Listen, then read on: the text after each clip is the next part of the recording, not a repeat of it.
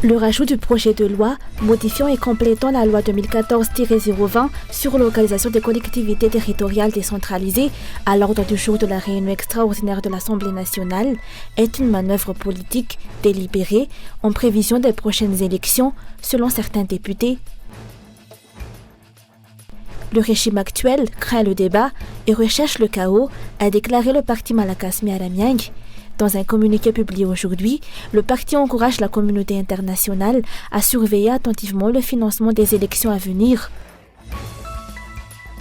Dans l'actualité internationale, la Colombie a lancé un appel à l'aide internationale pour faire face aux trentaines d'incendies de forêt qui font rage dans plusieurs régions et dans la capitale Bogota, où les flammes s'approchent d'une zone résidentielle.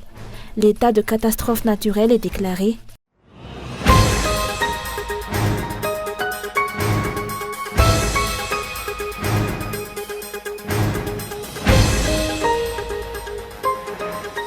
L'ouverture officielle de la campagne de reboisement pour l'année 2024 s'est déroulée aujourd'hui à Timarabeumbi, le site prévu pour la construction de la nouvelle ville Tanamaswanjo.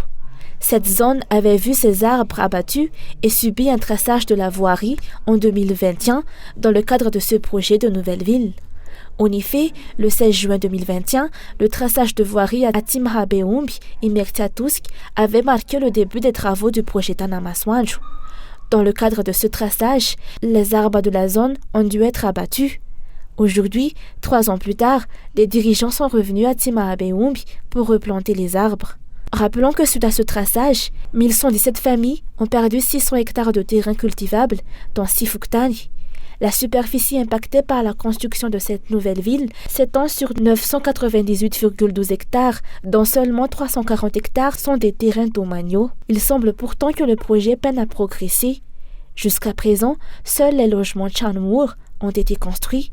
En plus de la voirie qui a été tracée et les différents marquages pour le projet, ces logements n'ont ni électricité ni eau jusqu'à maintenant. De plus, les habitants ont déploré qu'aucune mesure n'a été prise pour protéger les rizières des citoyens non concernés par le projet et celles-ci ont été obstruées par les eaux de ruissellement. Le redémarrage du reboisement dans cette zone aujourd'hui soulève des interrogations sur le statut actuel du projet Tanamaswanjo. Cela signifie-t-il que le projet a été abandonné? Ou cela veut-il dire que la nouvelle ville ne sera pas construite sur les terrains de l'État dans la localité, vu que des arbres y ont été replantés? Que deviennent également les promesses et engagements faits au peuple quant à la construction de cette nouvelle ville?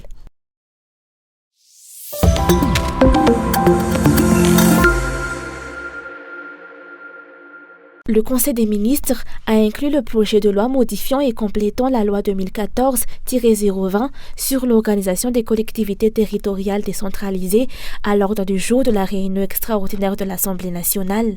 Les députés estiment qu'il s'agit d'une manœuvre politique délibérée en provision des prochaines élections et trouvent cette initiative suspecte, surtout à la lumière des discussions suscitées par les irrégularités évidentes lors de la dernière élection.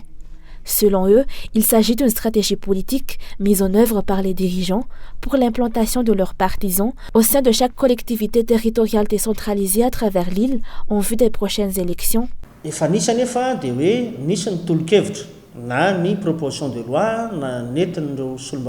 L'empressement des dirigeants à soumettre ce projet de loi à examen au niveau de l'Assemblée nationale est suspect. Dans la note de présentation de ce projet de loi, une mesure stipule que les représentants nommés PDS ou présidents de la délégation spéciale au niveau des communes ne sont plus obligés d'être fonctionnaires. Auparavant, selon la loi, ces individus devaient être des fonctionnaires et ne recevaient pas d'indemnité pour leur rôle en tant que PDS. On se demande s'il ne s'agissait pas d'une manœuvre visant à écarter les individus qui ne partagent pas le même point de vue politique que les dirigeants. Serait-ce dans le but d'implanter leurs partisans au sein de chaque collectivité territoriale de l'île en prévision des élections prévues cette année?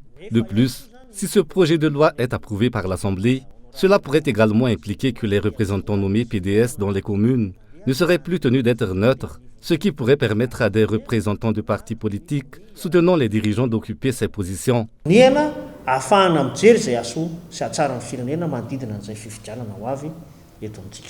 Jusqu'à présent, les actions des dirigeants ne montrent aucune volonté d'organiser des élections justes et transparentes. En témoignent les propositions de loi avancées par les députés pour améliorer le cadre électoral, mais qui sont restées sans suite.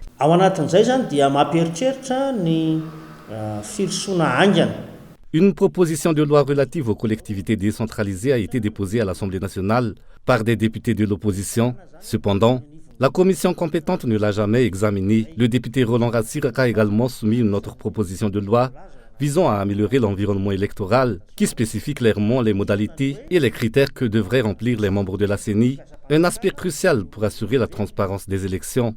Toutefois, à l'instar de notre proposition de loi, celle de Roland Rassir n'a pas été examinée ni par la commission compétente, ni lors de la séance plénière de l'Assemblée. Même si la séance extraordinaire n'a pas encore commencé, nous appelons la présidente de l'Assemblée nationale à prendre en main l'examen de ces différentes propositions de loi en vue d'apporter des améliorations pour les prochaines élections.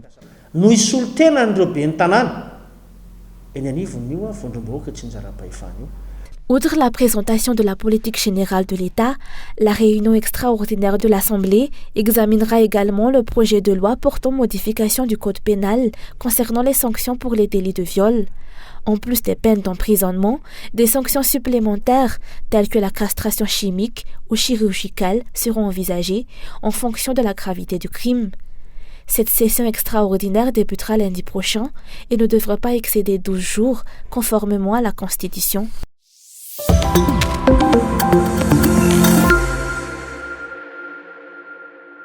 Les tenants actuels du pouvoir sont incapables de restaurer un climat de confiance propice au dialogue dans la perspective des élections législatives et territoriales, d'après le parti malagasy Miaramyang, qui, dans un communiqué publié aujourd'hui, appelle la communauté internationale à être vigilante sur le financement des prochaines élections.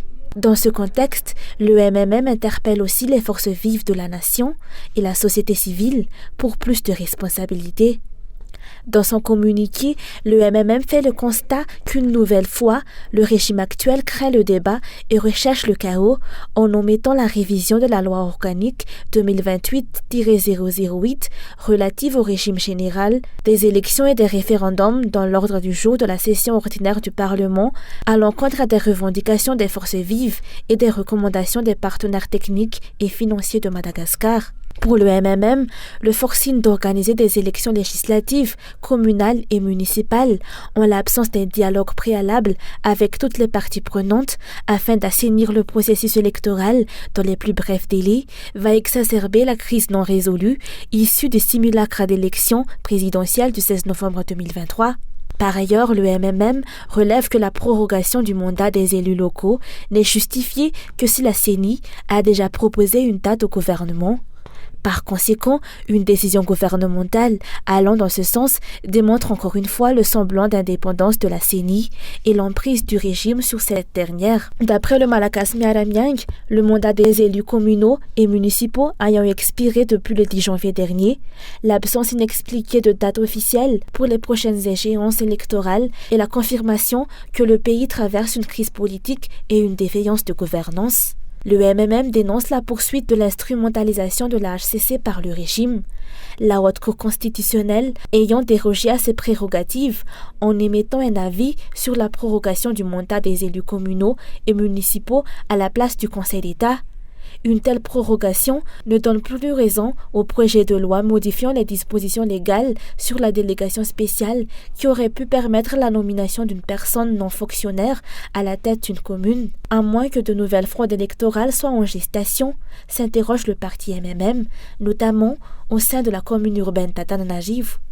Étant donné que les membres actuels de la HCC et de la CENI continuent d'être des instruments du régime en place, le parti MMM réitère les revendications du collectif des candidats sur la révision de la loi électorale et de la liste électorale, sur la mise en place d'une cour électorale spéciale ainsi que sur la refonte de la CENI.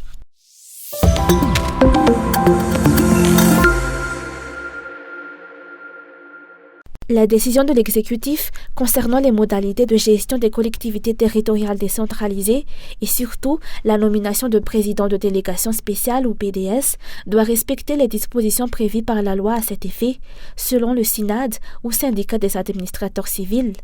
En effet, la Haute Cour constitutionnelle a rendu hier son avis sur la demande formulée par Christian Tsai face à la situation au niveau des communes. Les collectivités territoriales décentralisées n'attendent désormais que la décision du gouvernement.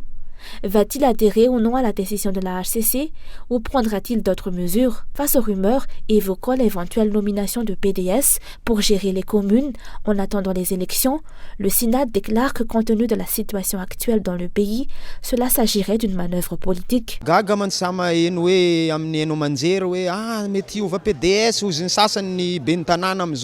J'ai été surpris d'entendre par les médias que des PDS pourraient remplacer les maires à la tête des communes. Selon la loi, cette situation n'est pas du tout propice à la nomination de PDS. Si cela se fait, c'est d'ordre politique et non technique. La nomination d'un PDS est prévue lorsque le maire en exercice ne peut plus assumer ses fonctions, soit en raison de son décès, de son empêchement, de sa démission ou suite à une déchéance dûme constatée par le tribunal administratif. De plus, cela est permis seulement si le reste du mandat du maire victime d'empêchement, de déchéance ou décédé est inférieur ou égal à 12 mois. Cependant, on constate que de nombreux maires n'ont pas été remplacés et certaines communes ont eu un PDS pendant plusieurs années. Ces dispositions de la loi ne sont donc pas respectées si l'on souhaite suivre la procédure technique prévue. Outre la décision de l'exécutif concernant la situation au niveau des communes, les mesures prises pour la commune urbaine d'Atananarivo sont également attendues. Le maire de cette commune a été nommé ministre, ce qui laisse actuellement son poste vacant. Qui prendra la relève de Nena Djatsi-Twain pour assumer les responsabilités de la capitale?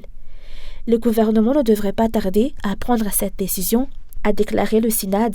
Si le gouvernement opte pour la nomination d'un PDS, les critères de sélection devraient être déjà définis. Le mandat des maires a expiré. Cela a été prévu dès le début. Il n'est pas de la faute des maires si leur mandat s'est achevé. Et il n'est pas de leur responsabilité d'organiser l'élection de leurs successeurs. C'est la responsabilité du gouvernement, des techniciens. La politique ne devrait pas intervenir dans ce processus.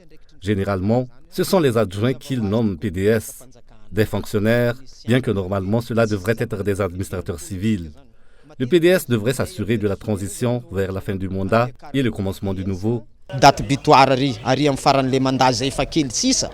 Selon les observateurs de la vie nationale, les dirigeants semblent focaliser sur la mise en œuvre de calculs politiques et la prise de décision prend autant de temps que le développement. Les maires actuels s'inquiètent quant à l'avenir de leur commune et se retrouvent dans une situation délicate, ne sachant plus sur quel pied danser, étant donné que leur mandat est expiré.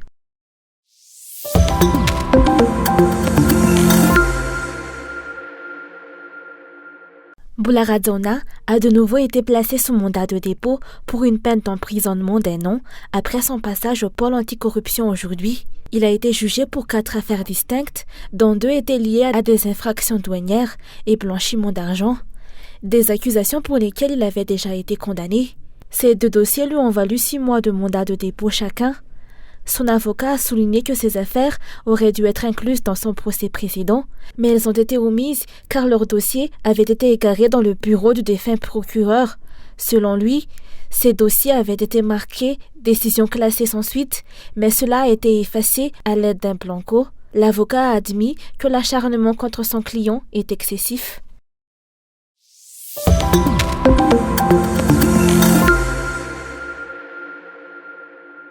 La surface des mangroves à Madagascar diminue chaque année de plus en plus. Actuellement, les forêts de mangroves malgaches s'étendent sur environ 280 000 hectares, ce qui représente 20% de la totalité des mangroves en Afrique. Selon les explications, le non-respect des lois en vigueur est l'une des principales causes qui contribuent à la diminution des écosystèmes mangroves.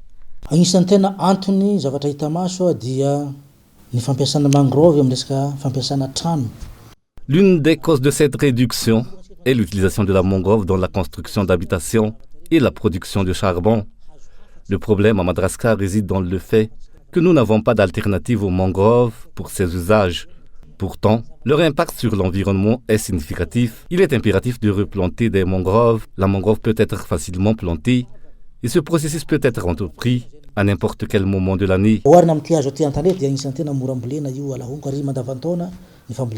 Les mangroves jouent un rôle crucial dans l'écosystème, particulièrement sur une île comme Madagascar. Dans ce pays, où l'élévation du niveau de la mer atteint environ 7 à 8 mm par an, ce sont les mangroves qui protègent les côtes contre l'érosion. De plus, ces écosystèmes sont essentiels pour la vie marine qui permet à des millions de citoyens de subsister grâce aux fruits de mer. Le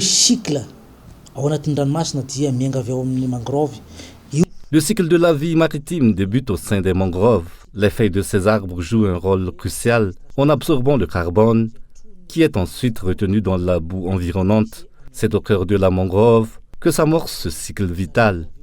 Lorsque les feuilles de mangrove chutent, elles se décomposent pour devenir des matières minérales. Ces dernières serviront de nourriture pour les larves, actrices clés de la chaîne alimentaire marine. En effet, les mangroves sont l'origine de la mise en marche de cette chaîne trophique. Les mangroves occupent une place fondamentale dans l'écosystème maritime et Madagascar se distingue par ses côtes riches en mangroves. Cette particularité contribue significativement à l'abondance des fruits de mer dans la région.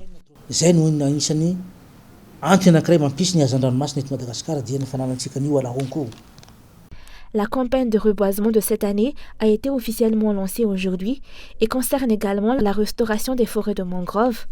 Rappelons que Madagascar détient 2% de la mangrove mondiale. Une forêt de mangrove aménagée peut produire 2,5 tonnes de crabes par kilomètre carré.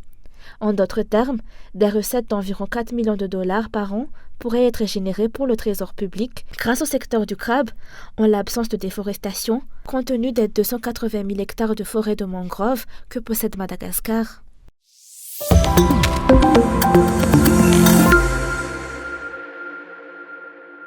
De nombreuses lacunes doivent être corrigées pour favoriser le développement de l'entrepreneuriat dans le pays, a déclaré l'ambassadrice de l'Union européenne à Madagascar. Si, en général, le principal obstacle à l'entrepreneuriat est la recherche de financement, les obstacles sont doublés à Madagascar, pour ne citer que les problèmes d'électricité et d'infrastructures. En comparaison avec les pays européens, Madagascar a encore un long chemin à parcourir et de nombreux efforts doivent être déployés. Selon les explications, le secteur privé est la pierre angulaire du développement durable. Parce que l'environnement des affaires à Madagascar n'est pas facile. On sait qu'il y a pas mal de difficultés à surmonter. J'avais eu l'occasion, il y a déjà plus d'un an, de participer à un dialogue public-privé où clairement certaines difficultés avaient été soulignées par les opérateurs. Et on parle de l'accès à l'énergie, de l'accès à l'eau, des infrastructures, de la complexité des procédures, même si je salue les progrès qui sont faits par la douane avec un temps record maintenant pour le dédouanement des entreprises alternatives, donc bravo pour ça. Mais il y a aussi toutes les infrastructures, y compris les infrastructures de transport, donc beaucoup reste à faire.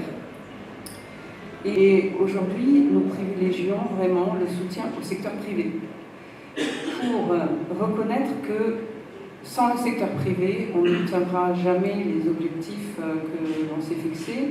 On n'atteindra jamais ces objectifs, les objectifs de développement durable, parce qu'on a estimé que les besoins de financement pour y parvenir sont de l'ordre de 4 à 5 milliards de dollars par an. Donc c'est clair que ce n'est pas l'argent public qui va suffire à pourvoir à tous ces besoins. Donc le secteur privé joue un rôle essentiel parce que c'est lui qui est créateur de valeur, créateur d'emplois. Et je salue les initiatives qui contribuent à créer ces opportunités ici à Madagascar. De nombreux jeunes malgaches ont le potentiel d'exceller dans le monde de l'entrepreneuriat, comme en témoigne ce jeune homme qui entreprend dans le domaine de la technologie. Selon lui, la stabilité politique est essentielle pour le secteur de l'entrepreneuriat. L'entrepreneuriat est un défi. Au cours des 3 dernières années, nous n'avons établi aucun partenariat durable avec des banques ou d'autres entités. Ça n'a pas été facile, mais nous avons dû nous adapter et trouver des solutions à chaque difficulté rencontrée. Malgré le contexte actuel, il est possible de réaliser de grands projets. Il est essentiel de montrer les compétences des Malgaches à l'étranger en favorisant l'exportation. Cela ne se limite pas uniquement au riz ou à la vanille, car les Malgaches sont capables de réaliser de nombreuses choses. La recherche de financement et le marketing sont parmi les aspects les plus difficiles. Obtenir des fonds de démarrage ainsi que des crédits et des prêts demeure un défi majeur. raha iverina kely raha mety taille kely amin'le resaka financement dia sarotra be ny mahazo fonds en démarrage dia sarotra be koa ny mahazo crédit sy prêt ohatr'izany. La présentation des meilleures entreprises de 2023 s'est tenue aujourd'hui à Atanagine, mettant en avant 9 entreprises nouvellement créées, des PME et des grandes entreprises ayant un impact significatif dans le développement de l'économie générale. Ces entreprises assurent du travail à de nombreux jeunes. Cependant, elles font face à de nombreuses difficultés qui exigent encore des améliorations à prendre en considération.